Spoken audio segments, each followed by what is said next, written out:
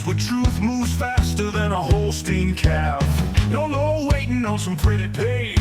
We're charting new ground in the digital age. From genomic codes to row-wide facts, we cut through the noise, no holding back. Not your daddy's dairy news tonight. We're sparking debates with every insight. The ring's not where the real fight's at. It's in the data, in the channel chat. From pasture to processor to your morning cup, we're raising the stakes. Try and get ahead of herd. Yeah! Where the future's more than just a word. Ahead of herd. Come on! The bullvine's calling, let your voice be heard. Welcome back to the Bullvine Podcast, where we cut through dairy industry noise to get you the insights that actually matter for your operation. And today, we're looking at the big ones, the Editor's Choice 2025. 10 articles your competitors already read twice. That's a bold title. Are we really saying a story from 1926 helps me breed cows in 2026? I mean, my parlor was built in 1995, not 1926. Oh, yeah. I'm really struggling to see how T.B. Macaulay's decisions a century ago are going to influence my next semen purchase. I found that tension fascinating, and it's exactly the core mission of this deep dive, because the genetic decisions you're making right now, the ones that will, define your herd's profitability for the next 5 years, they're all built on foundations laid 100 years ago. If you ignore that history, you risk this genetic concentration that could absolutely hurt you tomorrow. We're using history as a strategic framework, not just a bedtime story. Okay, you're the analytical lead here, so convince me. Let's establish the stakes of this deep dive. What are we really talking about? Right. So we published over 300 feature articles this year. Everything from, sire spotlights, donor cow bios, to these deep dive investigations into policy and tech. But our editorial mission wasn't just to chase the flashiest clicks. It was to find the 10 articles that readers genuinely internalized, the ones they bookmarked, shared with their herd managers, and, crucially, were actually referenced in breeding meetings and investment meetings. These 10 pieces are the strategic frameworks people are using right now. And the feedback really validates that, the engagement on these. Yeah. It was just off the charts. You mentioned the article on Elevation, the Foundation Bowl. That piece sparked, 340 comments? Mm-hmm. It was shared almost 3,000 times. 2,800 times, yeah. That's not just passing interest. That's a serious strategic debate happening in real time on our platform. But it's the practical application that really stood out for me, though. The piece on the Black Rose cow family dynasty, which we'll get into, that prompted 8 separate emails from readers. 8 people. So they were completely reconsidering how they approach dispersal auctions. They admitted they were overlooking a second chance goal because they only focused on perfect sales. And that's a big deal. Yeah. But maybe even more strategically, that article challenging the scale obsession, death of get big, that one was shared with lenders by at least a dozen producers, right, to justify securing automation financing instead of more expansion debt. Exactly. That last point is crucial because it speaks to the central financial hook. This is why we need to look at this history now. Financially, we're talking about the difference between these foundational genetics and modern genomic progress, and that gap it's just massive. If you want a number that translates history into cold, hard cash on your bottom line, it's this: the $2,117 swing in net merit value. That number is the price of progress. Okay, so let's unpack that for the listener, because that figure, that's the key tension in this whole deep dive. What exactly is that 2117 difference built on structurally, in the CDCB model? It's the chasm between two completely different eras of dairy breeding. We took Round Oak Rag, Apple Elevation, the bull who basically built the modern breed in the 60s and 70s, and measured him against Genosource Retrospect ET. Retrospect is sitting as the #1 net merit bull in the December 2025 proofs at a massive plus 1296 NM. 1296. Right. Elevation, when you evaluate him against today's the population he created, scores a shocking negative $821 net merit. Wow. You subtract one from the other, you get that $2,117 swing. So that's 6 decades of exponential targeted genetic improvement, all represented in one single dollar figure. But we need to explain why he scores negative today. In his era, he was the absolute gold standard for production and type. Oh, he was. But net merit, the modern comprehensive lifetime profitability index, it places so much more weight on health and fitness traits than just pure production. Elevation was bred primarily for milk yield and incredible type. When you run him through the modern net merit engine, he gets these severe negative penalties in the components that matter most today. daughter pregnancy rate. So fertility. Right, health traits. Health traits like mastitis resistance, and most notably, udder depth, which is now strongly penalized if it's too deep. So the very udder conformation that made him a legend and, added what the article said was $6,500 in longevity profit back in the 70s. Yeah. Is now being penalized because we've tightened the definition of a perfect udder to reduce injury risk and labor costs in modern parlors. Exactly. The genetic definition of profitability has completely changed. That 2117 isn't just a historical footnote. It's the financial imperative to constantly shift your breeding strategy away from yesterday's gold standard and toward today's definition of fitness. And that's why we have to look back at the visionaries, the people who gambled massive amounts of money and reputation, because they set the terms of the debate we're still having today. Let's jump right into theme 1 then. The visionaries and the cost of concentration. We analyzed 4 distinct breeding philosophies established by the breed's foundational figures, and understanding which philosophy guides you is key to managing your biases. We have to start with the man who treated genetics like an equation. T.B. Macaulay. Macaulay's math. It sounds so clinical for a business that feels so much like art and gut instinct, right? Yeah. Well, he was an actuarial scientist. He didn't come from the world of cattle. He came from the world of risk assessment, mortality tables, and long-term projection for life insurance. And he applied that same cold, hard math to genetics. In 1926, he made a move that was universally derided. It was financially shocking. He purchased Johanna Rag Apple Pabst. Yeah. I remember the figure from the article, $15,000 in 1926. What does that even mean? What did that look like to the average farmer standing at the fence line? The article cites Bank of Canada inflation calculations. That purchase represents roughly $260,000 in today's money. $260,000 for one animal. For one animal. And think about the context. This was post-World War I. Farmers were not just struggling. They were struggling through a deep agricultural depression. And Macaulay spends $250,000 on one bull, the critics. They thought he'd completely lost his mind, that he'd wasted the resources of his successful farm. It was a massive financial gamble based purely on a conviction about data. So what was he seeing that everyone else was missing? What data did he even have back then?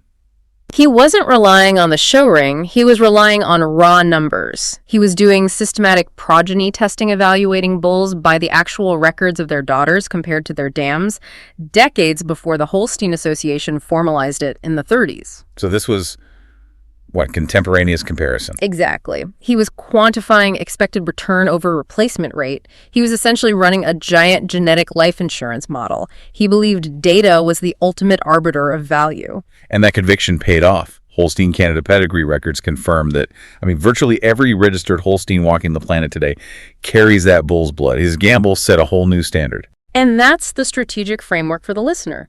The article argues that every breeder today needs to identify their core philosophy. Are you a Macaulay? Data first, looking strictly at indexes, trusting the numbers even when they're ugly. Or are you a Stephen Roman, marketing first, building an empire on reputation and branding? Maybe a Roy Ormiston, cow family first, patient development. Or are you like the Hanover Hill Partnership, always looking for that paradigm-shifting, high-risk, high-reward mating? And understanding those biases is critical when your semen rep shows up. If you're a Macaulay data person, you might blindly select the highest net merit bull without thinking about the structural type or the cow family quality in Ormiston prioritized. If you're a Roman, focusing purely on the big established names, you might miss the subtle genomic flaws, the haplotypes that Macaulay's math would have flagged immediately. Your blind spots are where your competitors find their advantage. Which brings us directly to the consequences of that success. The genetic monoliths, Elevation and Chief. The article didn't just celebrate them, it really interrogated their legacy and the concentration risk they created. Round Oak Rag Apple Elevation. The article described him perfectly. An unassuming calf born in 1965 on a small Virginia farm from what they called a questionable mating. But he became the single most significant genetic influencer in the history of the breed. His daughters, for their era, they were just production spectacles, averaging 29,500 pounds of milk, beating their contemporaries by a full 15%. But as you pointed out earlier, the real money wasn't just the milk, it was the longevity and the type. The article highlighted Charlie Will's description of those udders, high and wide with exceptional shape and symmetry. They just They just lasted. They lasted 2 to 3 lactations longer than average for the time. When we adjusted that 1970s profit figure for inflation, today's costs, that translates to roughly $6,500 extra profit per cow today, just from the enhanced productive lifespan he gave them. That is why he is a foundation of dairy profitability. Okay, now let's revisit that paradox, because this is what makes it required reading. His current CDCB net merit is negative $821.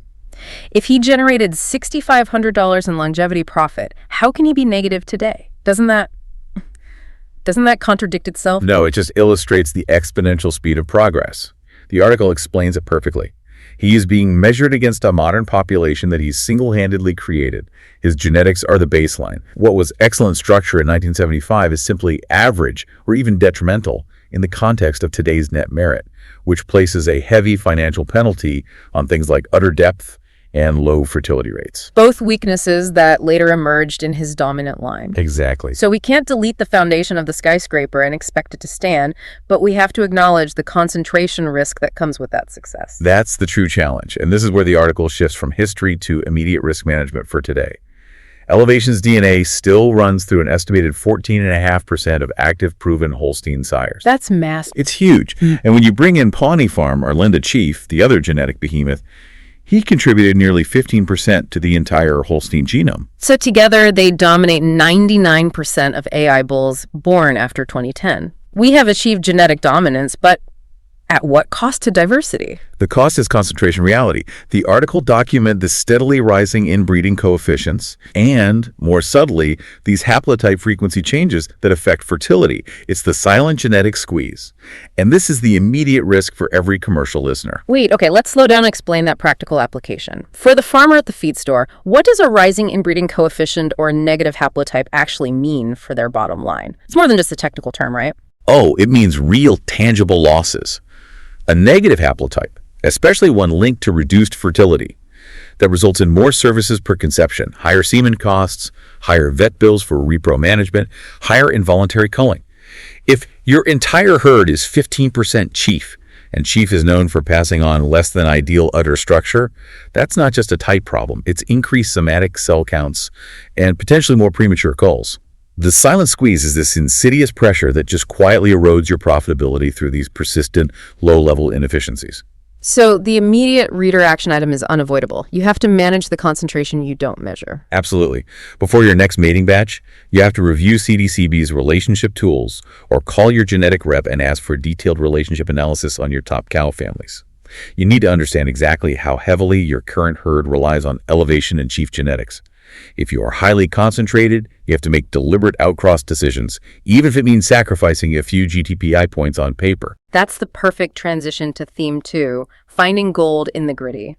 Because often the genetics we need to mitigate that risk, the necessary outcrosses and corrective lines, they don't come from clean, planned programs. They come from chaos. Right, we're talking about the Black Rose story. This piece was fascinating because it really embraced the gritty, high-stakes reality of the mid-'80s dairy crisis. You've got this large-scale breeder, Jack Stuckey, facing financial ruin and bankruptcy. His entire life's work is sitting in this legal quagmire.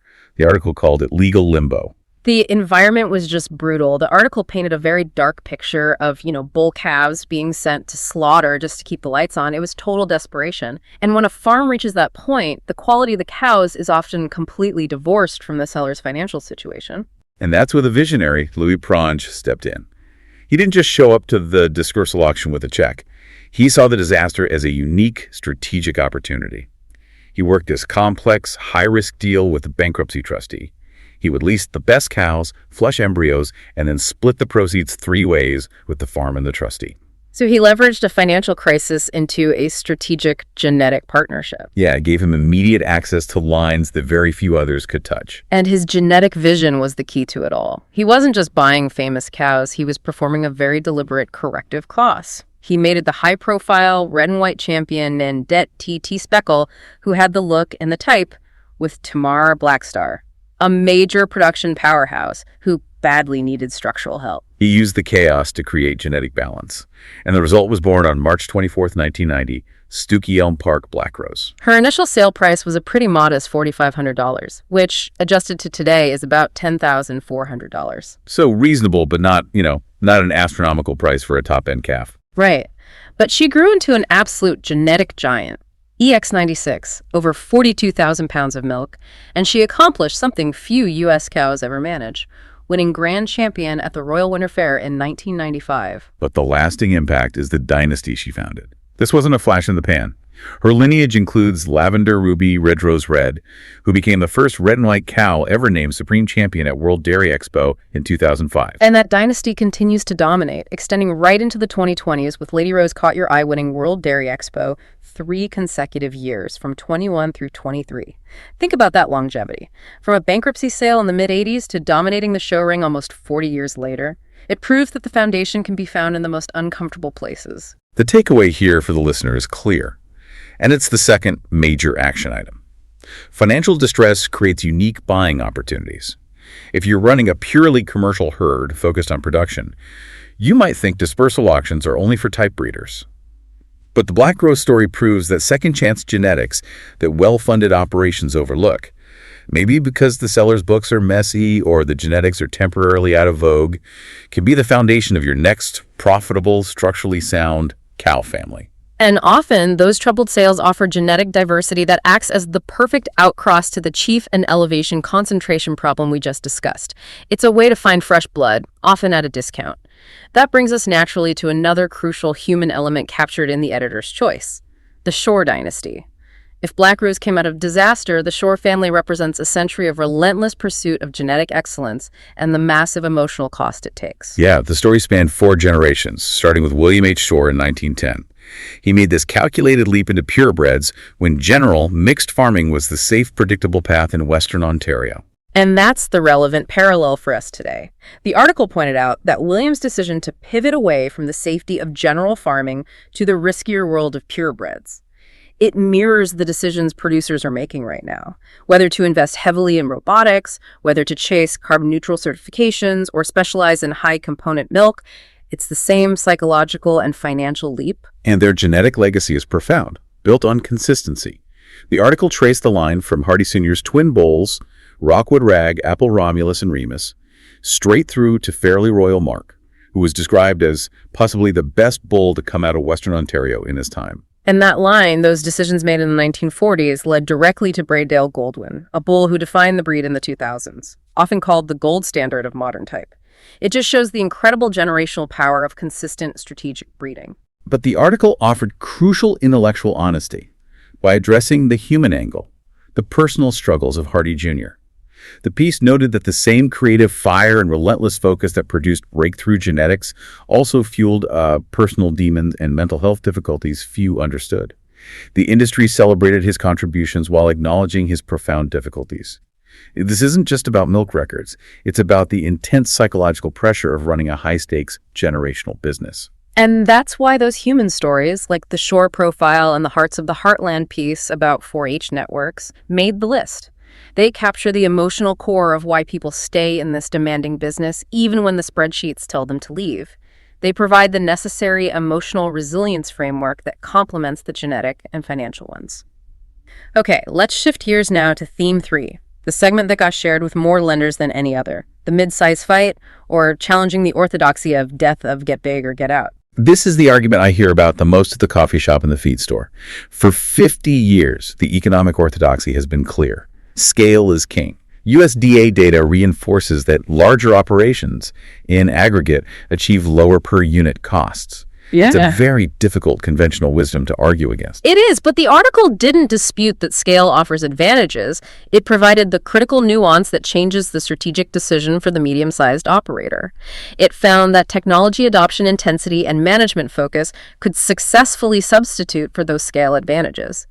The argument is, compete on precision, not just scale. So what did the data actually show? Did they find some unicorn dairy? They documented specific 500 cow operations in the upper Midwest that were using a complete automation suite. This went beyond just robotic milking. It included real-time component monitoring, automated calf feeding, and highly precise nutritional delivery systems. These farms were achieving component yields and margin per hundredweight figures that were completely competitive with operations several times their size. That's the key. Margin per druddy. Not just total profit, but efficiency per unit. They were outmanaging the inherent advantages of scale by using real-time data to optimize every single cow. Like, the article detailed how one producer used component monitoring on the robots to adjust the TMR for individual cow groups within 24 hours of detecting a dip. A large-scale batch-fed operation simply cannot do that quickly or cost-effectively. This is the practical application for the mid-sized farmer feeling that consolidation pressure. You don't have to take on a massive debt load to compete with the 5,000 cow operation down the road. You can compete on component yield and efficiency. And the article gave financial proof of concept that banks couldn't ignore. The story of the Wisconsin producer was a powerful, real-world example of that leverage. They credited the article with helping secure $180,000 in automation financing, a manageable, targeted investment, instead of a debt-heavy $2.4 million expansion loan. $180K versus $2.4 million. It's exactly an expansion loan that would have stretched the operation thin for a decade, risking everything. That's the strategic value of this reporting. It gave a data-backed defense for staying at 500 cows, but upgrading the infrastructure. And to inject that necessary intellectual honesty that the bovine is known for, we have to mention the Robot Truth Near Miss article. It found that while 86% of robotic adopters reported high satisfaction with their lifestyle change, only 28% achieved their projected profitability targets on time. That is critical context. Technology isn't magic, it's a tool. It gives you the capability to compete on precision, but if your management intensity doesn't match the investment, if you aren't maximizing the data coming out of that $180,000 investment, you won't hit those margin targets. So it's not just about installing the robot, it's about becoming a better, more responsive, data-driven manager. Right. The robot eliminates some labor, but it demands more management focus. That's the trade-off. Okay, let's turn now to the contrarian takes. The uncomfortable questions these articles force the industry to ask itself. Let's start with policy. The Canadian System article, it forced the critical question. Is our trade policy discussion, Canadian versus U.S., actually about the cows, or is it just politics? It's almost always politics. But the article forced readers to look past the political talking points and analyze the system's function. It connected Canada's supply management system quota, guaranteed pricing and forced stability, to the extreme price volatility faced by U.S. free market producers. And it examined the evidence honestly. It acknowledged the legitimate criticisms the U.S. often levels, that supply management distorts markets, can be slow to react to consumer demand, and potentially punishes hyper-efficiency. But here's the crucial counterpoint the article raised. It highlighted the genuine long-term stability Canadian producers enjoy. That stability allows them to focus on generational planning and long-term capital investments, like updating their 1995 parlors, rather than dealing with brutal boom-and-bust price cycles that define survival for many American operations. And the reader response showed how polarized the issue is. Some argued passionately for free markets, seeing intervention as distortion. Others, particularly those struggling in the recent U.S. volatility, pointed to the stability. The value of the article wasn't telling you which side was right. It was giving you the framework to ask better questions. When someone starts talking about Canadian protectionism or American freedom, you can now ask, yes, but what is the stability cost? And how do we mitigate the price risk the supply management addresses in a U.S. free market system?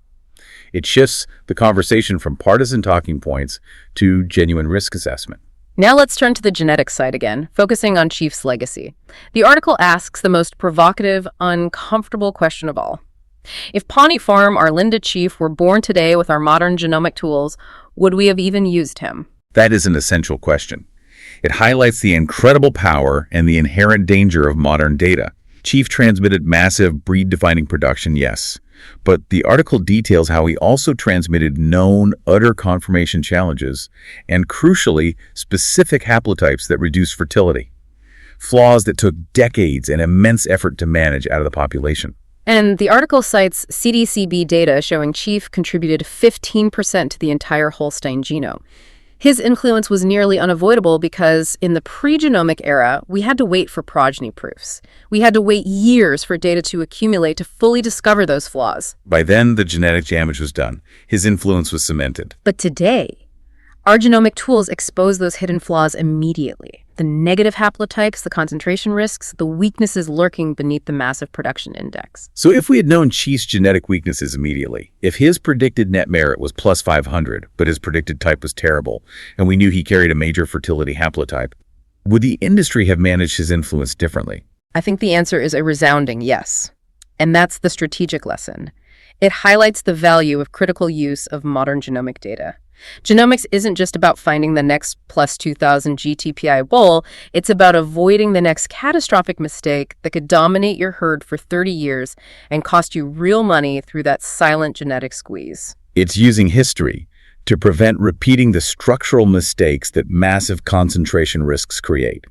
We can identify the chief-level concentration risk before the semen even leaves the tank. All right, we've covered everything from $260,000 gambles in 1926 to $2,000 genomic swings today. A farmer just finished milking and is driving to the feed store. What are the 3 concrete, actionable things they need to take from this 2025 review? This is the feed store summary. Let's keep them clear and immediately applicable. Takeaway number 1 is immediate. Check your foundation concentration. We talked about the concentration risk. What's the specific action here? Before your next mating batch, review your herd's concentration on elevation in chief. You need to know that 14.5% DNA concentration isn't an abstract number. It's the potential for the silent squeeze, reduce fertility, higher vet bills in your own herd. Call your genetic representative. Ask for a detailed relationship analysis on your top cow families.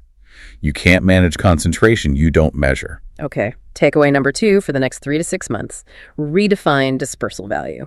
The Blackwood story is the model here.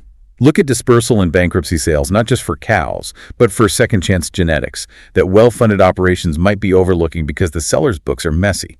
So instead of seeing a financial disaster, you see a corrective cross opportunity. Prenge's $4,500 initial purchase led to a supreme champion dynasty. You're looking for those structurally sound, outcross lines that can mitigate the weaknesses of your highly concentrated production bulls. Exactly. The genetic quality is often completely separate from the temporary financial state of the operation. And finally, takeaway number 3, long-term. Invest in precision, not just scale. Stop measuring your success by scale and start measuring it by precision and technology adoption intensity. The pressure to get big or get out is still real, but this shows there's a viable, profitable alternative. And the financial proof is the core of this. The Wisconsin producer's $180,000 automation financing versus a $2.4 million expansion loan. Precision Tech lets the 500-cow operation compete on margin per hundredweight against the mega farms. If you can't get bigger, get smarter. That's the strategic framework these 10 articles provided in 2025. They're not just stories. They are models for survival and profitability in 2026. This has been another Bullvine podcast from the Bullvine Podcast. For more straight-talking industry analysis, head to www.thebullvine.com. Subscribe wherever you get podcasts. We're out with new episodes every day, and upcoming we're diving into the December 2025 proof run and why 3 bulls everyone's hyped about might be a total bust when you look past the GTPI and into the fitness treats. See you then.